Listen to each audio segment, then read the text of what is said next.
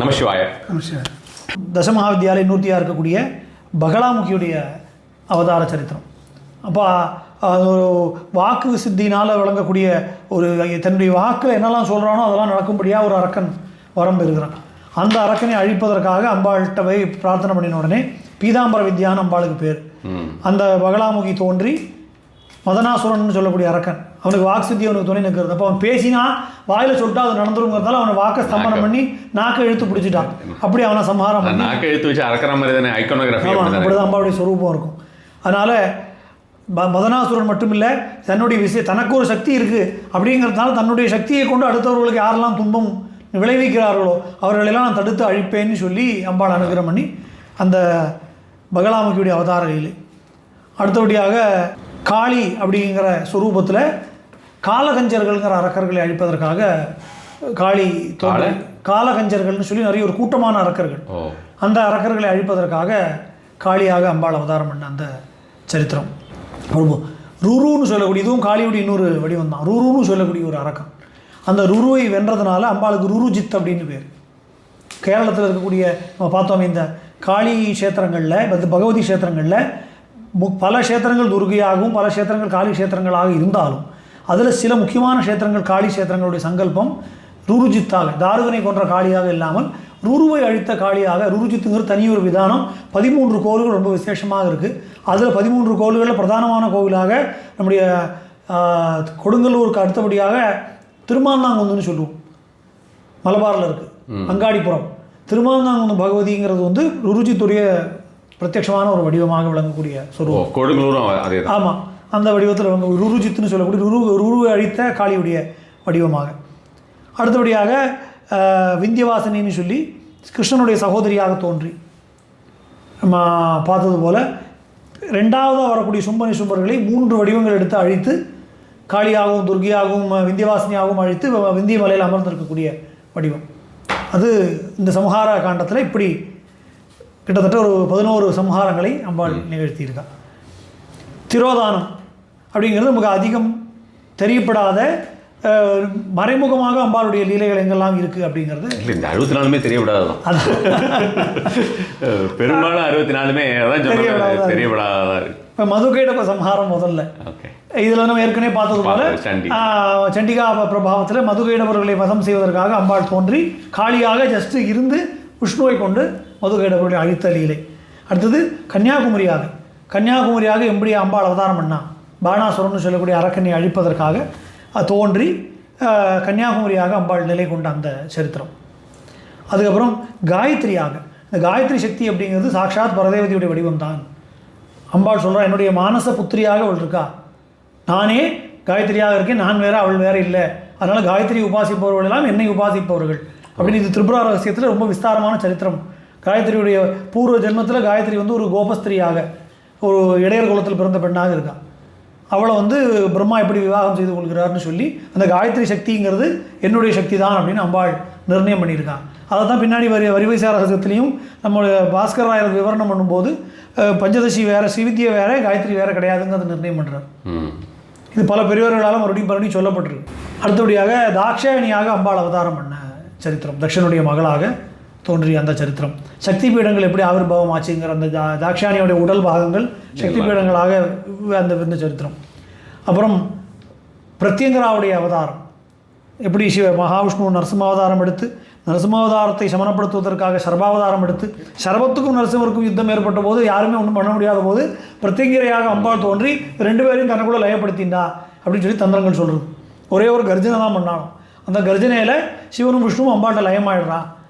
இப்போ எல்லாமே எனக்குள்ள அடக்கம்ங்கிறது அம்பாள் உணர்த்தும்படியாக இருக்கக்கூடிய பிரத்யங்கரா அவதாரம். பர்வதராஜ குமாரியாக பார்வதியாக அம்பாள் அவதாரம் பண்ணுறது. ஏன்னா தாக்ஷாயணியுடைய தேகம் வந்து சக்தி பீடங்களாக விரிஞ்சு விடுறது. மறுபடியும் பார்வதி சிவசக்தி ஐக்கியம் ஏற்படணுங்கிறதுக்காக பார்வதியாக அம்பாள் அவதாரம் பண்ணுறது. வியாசபுத்திரனாக இருக்கக்கூடிய சுகருக்கு அனுகிரகம் பண்ணது அடுத்தது. நிறைய பேர் வந்து சுகர் ஒரு அவதூதராக இருந்தாருங்கிற வரைக்கும் தான் தெரியும். அப்போது சுகரை வந்து அம்பாளுடைய கிருப்பையினால் பீவரி அப்படிங்கிற ஒரு ஸ்திரீயை மணந்து கொண்டு கிரகஸ்தராக இருந்து ஸ்ரீசக்கர பூஜை பண்ணி கடைசியில் அம்பிகையுடைய கையிலேயே கிளியாக மாறினார் அப்படின்னு சொல்லி தேவி பாகவதம் சொல்கிறது. அப்போ அதோட இதுதான் மதுரையில் அம்பாள் கையில் இருக்கக்கூடிய பொதுவான கிளிகள் எல்லாமே சுகபிரம்ம ரிஷியுடைய வடிவம் தான் அப்படின்னு சொல்கிறது. அதனால் அப்படி அவன் மோட்சத்தை அம்பாள் அப்படி கொடுக்குறா, நம்பி தன்னுடைய தன்கூடைய இன்றைக்கும் இருக்கும்படியாக பண்ணுறார் அப்படின்னு சொல்லி. அடுத்தது இந்த கம்ஹாசுரன்னு சொல்லக்கூடிய மூகாசுரனை அழிப்பதற்காக அம்பாள் மூகாம்பிகையாக அவதாரம் பண்ண அந்த சரித்திரம் நம்ம ஏற்கனவே பார்த்தோம். நம்ம அதை கோலாபுர மகாத்மியம் தனி புஸ்தகமாகவும் அதை வெளியிட்டிருக்கோம் அந்த சரித்திரம்.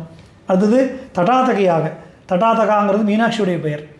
ஸோ அந்த ஹிமவான் ஒரு சாபத்தினால மலையத்வஜ பாண்டியனாக பிறக்க அம்பாள் வந்து அவனுக்கு ஏற்கனவே கொடுத்த வரத்தின்படி மகாகாமேஸ்வரியாக விளங்கக்கூடிய அந்த வரதேவதை இங்கே அவருக்கு மகளாக அக்னிகுண்டத்திலிருந்து எப்படி சித்தக்னி குண்ட சம்பூதான்னு அதில் வந்தாலும் அதே போல் இங்கேயும் சித்தக்னி அக்னிகுண்டத்திலிருந்து வெளியில் வந்தா அப்படின்னு சொல்லி இந்த மீனாட்சி தட்டாதகான்னு சொல்லக்கூடிய மீனாட்சியுடைய அவதார சரித்திரம் இதில் வருது.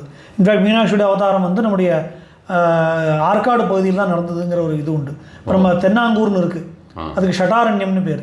ஓகே, ஷட்டாரண்யம்னு இப்போ பௌராணிக பேர். அங்கே 6 காடு, அதான் ஆற்காடு, ஷட்டாரண்யம்.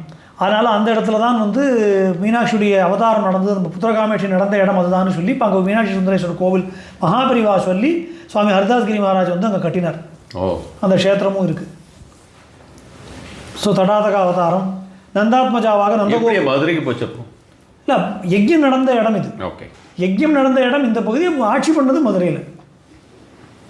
அந்த யாகம் நடந்த அம்பாள் உற்பத்தியான இடம் இது. அப்புறம் நந்தாத்மஜாவாக நந்தகோபனுடைய புதல்வியாக அம்பாள் அவதாரம் பண்ணி அந்த அவதாரம் பண்ணும்போதே பிரம்ம விஷ்ணு ருத்ராதிகள்லாம் அம்பாள் தரிசனம் பண்ண வரதும் அம்பிகை 8 கரங்களோடு அந்த குழந்தையே 8 கரங்களோட காட்சி கொடுத்ததா திரிபுர ரகசியம் சொல்கிறது. அந்த சரித்திரமெல்லாம் இதில் இருக்குது. மகாபாரதத்தில் பீமனுக்கு ஒரு சமயம் கர்வம் ஏற்படுறது. ஏன்னா காட்டில் வனவாசம் இருக்கக்கூடிய காலகட்டத்தில் யுதிஷ்டர் இடத்துல சொல்கிறான், என்ன பண்ணிட்டு இருக்க கார்த்தால எழுந்திருந்து அப்படின்னு. இல்லை நான் அம்பாளை பூஜை பண்ணுறேன்னா, உனக்கு இவ்வளோ கஷ்டம் வந்திருக்கு, இந்த கஷ்டத்தில் உன்னுடைய சாமர்த்தியத்தை ஜெயிக்கலாம் வேண்டி போய் ஒரு பொம்பளையை போய் உதவி கேட்குறேன் அப்படின்னு பீமன் சொன்ன உடனே அந்த அபவாத சொல்லினாலும் பீமனுக்கு கண் பார்வை பறி போயிடுறது. அப்புறம் கிருஷ்ணனை பிரார்த்தனை பண்ணோடனே ஒன்றும் பண்ண முடியாது, அம்பாளை மதினிப்பு கேளுன்னு சொன்ன உடனே அம்பாள் மறுபடியும் வந்து அனுகிரகம் பண்ணி அவருக்கு கண் பார்வையும் திருப்ப கொடுத்து யுத்தத்தில் ஜெயம் பண்ணக்கூடிய அனுகிரகத்தையும் பண்ணினாங்கிற சரித்திரம். அப்புறம் கும்பகோணத்தில் மங்களாம்பிகை இருக்காங்க. அந்த மங்களாம்பிகை பரமேஸ்வரனே ஆராதித்த மந்திரபீட்டேஸ்வரியாக, அவளுக்கு மந்திரபீட்டேஸ்வரின்னு பேர். அந்த 51 மாத்திருகா அக்ஷரங்களையும் சப்தகோடி மந்திரங்களையும் அந்த பீடங்களாக்கி அதில் அம்பாள் அமர்த்தி பரமேஸ்வரன் பூஜை பண்ணாருங்கிற அந்த சரித்திரம். ரக்ததந்திகாவாக நம்ம ஏற்கனவே பார்த்தோம். வைப்ரச்சித்திரர்களை அழிப்பதற்காக ரக்ததந்திகாக வந்தது. அருணாசுரனை அழிப்பதற்காக பிராமரியாக வந்த சரித்திரம். இன்றைக்கி நம்ம மங்களாபுரம் போனோன்னா, மேங்களூரில் போனோன்னா அங்கே கட்டீல்னு ஒரு கோவில் இருக்குது, கட்டீல் துர்கா பரமேஸ்வரி. இந்த கட்டீல் துர்கா பரமேஸ்வரி க்ஷேத்திரத்தில் தான் அம்பிகை வந்து அந்த பிராமரியாக வண்டாக வெளிப்பட்டாள்னு ஒரு நம்பிக்கை உண்டு. இந்த கோவில் வாசல் ஒரு பெரிய ஒரு கல் இருக்கும், அந்த பாறையின் பின்னால் இருந்தால் அம்பாள் வண்டாக வந்தா அப்படின்னு சொல்லி அங்கே சொல்கிறது உண்டு. இப்போ ரக்தேஸ்வரின்னு அங்கே எழுதி வச்சுருப்பா, அந்த பாறை பிளந்துருக்கும், அந்த பாறைக்குள்ளே இருந்து தான் அம்பாள் வண்டாக வந்தாலும் ஒரு நம்பிக்கை அந்த பக்க மக்களுக்கு.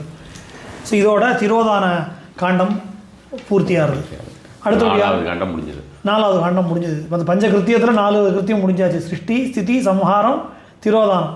அடுத்தது அனுகிரக காண்டமாக அம்பாள் வந்து தானே குருவாக இருந்து ஈஸ்வரனுக்கு உபதேசம் பண்ணுறதாக.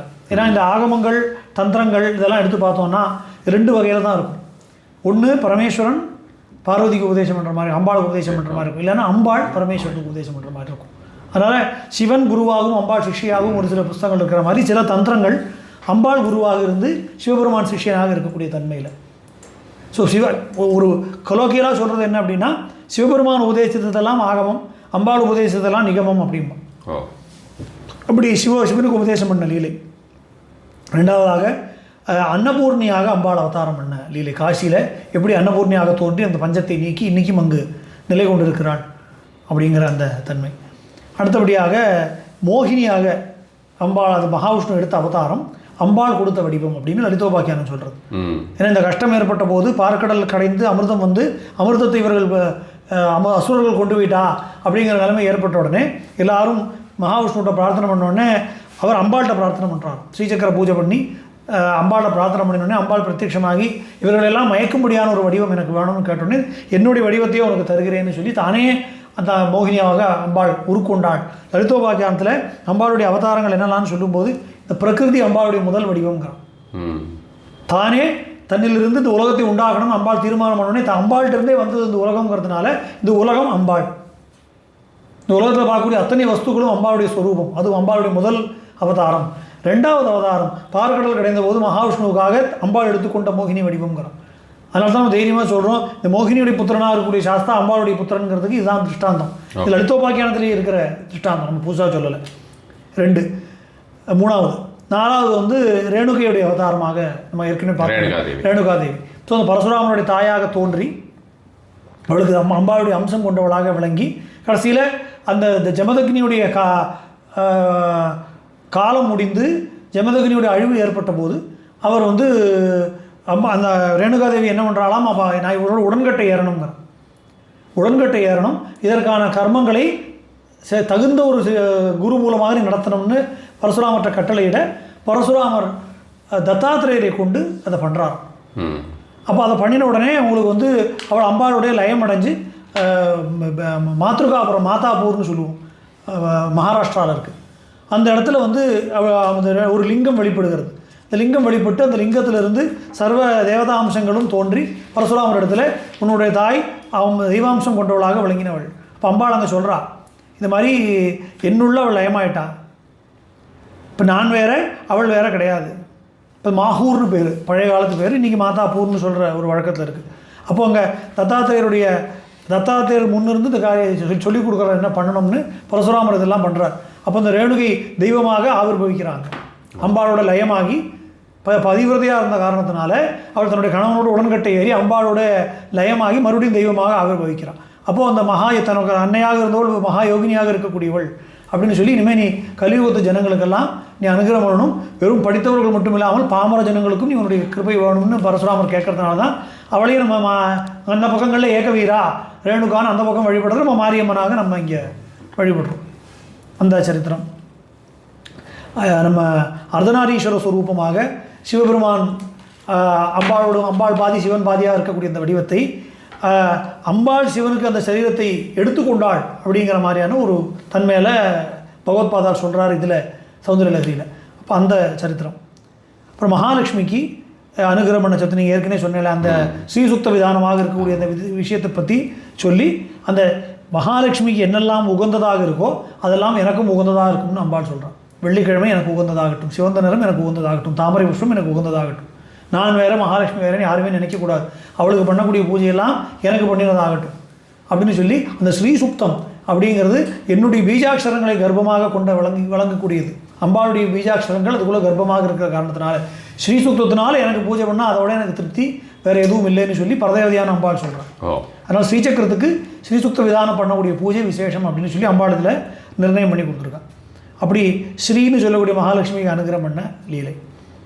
ஆனால் மகாலட்சுமிக்கு என்னெல்லாம் உகந்ததோ அதெல்லாம் அம்பிகைக்கும் உகந்தது.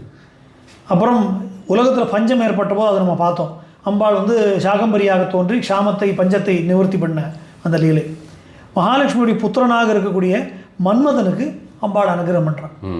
2 வகையில் அனுகிரகம் இருக்குது. ஏன்னா ஹரநேத்திராக்னி சந்தக்த காமசஞ்சீவன் ஔஷதி லலிதா சஹஸ்ரநாமம் சொல்கிறது. சிவனுடைய ஹரநேத்திர அக்னி, ஹரநேத்திர அக்னினால் சந்தக்த எரிக்கப்பட்ட காமனுக்கு சஞ்சீவன ஔஷதியாக மறுபடியும் உயிர் கொடுத்தவள் அம்பாள். அந்த மன்மதன் அம்பாளை தபஸ் பண்ணி அம்பாளுடைய அனுகிரகத்தினால மறுபடியும் சக்தி அடையிறான். தன்னுடைய தாயான மகாலட்சுமியின் இடத்திலிருந்து அம்பாளுடைய மந்திரத்தை உபதேசம் பெற்று அம்பாளுடைய தரிசனத்தை அடைந்து மன்மதனே ஒரு மந்திரத்தை கொடுக்கக்கூடிய ஒரு தன்மை கொண்டவனாக இருக்கு. ஸ்ரீவித்யாவில் முக்கியமான 12 பேரில் மன்மதனும் ஒரு மந்திர திருஷ்டாவாக இன்றைக்கி இருக்கான். அப்படி மன்மதனுக்கு அம்பாள் அனுகிரகம் பண்ண விசேஷம். அப்புறம் இதுவும் தேவி பாகவத்தில் வரக்கூடிய சரித்திரம். அடுத்தது ஸ்ரீராமச்சந்திரமூர்த்தி சீதையை பிரிந்து வனவாசத்தில் இருக்கிற காலத்தில் அவருக்கு என்ன பண்ணுறதுன்னு தெரியாமல் இருந்தபோது நாரத மகரிஷி வந்து நீ நவராத்திரி விரதம் இரு, எப்பேற்பட்ட கஷ்டத்தையும் நவராத்திரி விரதம் போக்கும்னு சொல்லி அந்த நவராத்திரி விரதம் எப்படி இருக்கணுங்கிறத உபதேசித்து அந்த நவராத்திரி விரதத்தை ராமர் அந்த காட்டில் கிடச்சிருக்கக்கூடிய கந்த மூலங்களை மட்டுமே வைத்து அனுஷ்டித்து அம்பாள் தரிசனம் கொடுத்து கவலைப்படாமல் போ, யுத்தத்தில் உனக்கு வெற்றி கிடைக்கும், நான் அனுகிரகம் பண்ணுறேன்னு சொன்னார்னு சொல்லி தேவி பாகவத்தில் இருக்குது. இப்போ சரத் காலத்தில் எப்படி நவராத்திரி விரதம் ராமரே இருந்து அனுஷ்டித்த விரதம் அப்படிங்கிறதுனால நவராத்திரிக்கு விசேஷம். அடுத்தபடியாக அகஸ்தியருக்கு தரிசனம் கொடுத்த லீலை. அகஸ்தியருக்கு வந்து ஹயக்ரீவர்கிட்ட எல்லாம் கேட்குறார். இந்த லலிதோபாக்கியானம் எல்லாம் கேட்டதுக்கப்புறம் அவர் சொல்கிறார், எல்லாம் சரிதான், சுமேரு மலையில் அம்பாளுடைய வீடு இருக்குன்னு நீங்கள் சொல்கிற சுமேரு மத்திய சிங்கஸ்தா ஸ்ரீமன் நகர நாயிகா சிந்தாமணி கிரகாந்தஸ்தானா நான் சுமேரு மலையில் இஞ்சாக நடந்திருக்கேன். எனக்கு என் கால் படாத இடமே கிடையாது. எனக்கு ஒரு இடமும் தெரியும். நீங்கள் சொல்கிற மாதிரி ஒரு இடத்த நான் பார்த்ததே இல்லையே. அப்போ அகஸ்தியர் சொல்கிறா, ஹயக்ரீவர் சொல்கிறாராம், உனக்கு அம்பாள் மேலே பக்தி இருக்குது, அதனால் நான் எல்லாத்தையும் உனக்கு உபதேசம் பண்ணேன். ஆனால் உனக்கு தீட்சை இன்னும் ஆகலை. சகசநாமம் சொல்லிட்டேன், ஆனால் உனக்கு தீட்சை ஆகலை. தீட்சை ஆகாத காரணத்தினால உனக்கு அம்பாளை கண்ணால் பார்க்க முடியாதது. அந்த அம்பாளுடைய வீடு எல்லாமே இருக்குது, உனக்கு பார்க்க முடியாதது உனக்கு தீட்சை ஆகாத காரணத்தினால அப்படின்னு சொன்னோன்னு நான் யார்கிட்ட தீட்சை வாங்கிக்கிறதுன்னு கேட்குறேன். உன்னுடைய மனைவி மிகச்சிறந்த ஸ்ரீவித்யா உபாசகி, அவள்கிட்ட தீட்சை வாங்கிக்கிறோம் அப்படிங்கிறார். அவளுக்கு அப்படிலாம் ஒன்றும் கிடையாதுங்கிறார். உனக்கு தெரியாது, ஏன்னா ஒரு மந்திரோபதேசம் வாங்கியிருக்கோன்னா அதை எவ்வளோ ரகசியமாக காப்பாற்றணும். போர்டு போட்டு நான் ஸ்ரீவித்யா உபாசகர்னு சொல்லக்கூடாது. அதனால் எவ்வளோ ரகசியமாக வைத்திருக்கோமோ அப்போ தான் ரகோயாக கிரமாராத்தியா ரகஸ்தர்ப்பண தர்ப்பித்தான்னு தான் சொல்கிறது. அதனால் ரகசியமாக வைக்க அதுக்கு பலன் ஜாஸ்தி. உன்னுடைய மனைவி திருமணத்துக்கு முன்னாடியே அவளுக்கு அம்பாளுடைய தரிசனம் கிடைச்சாச்சு. அவள் உங்கள்கிட்ட கூட சொல்லாமல் ரகசியமாக உபாசனை பண்ணுறா.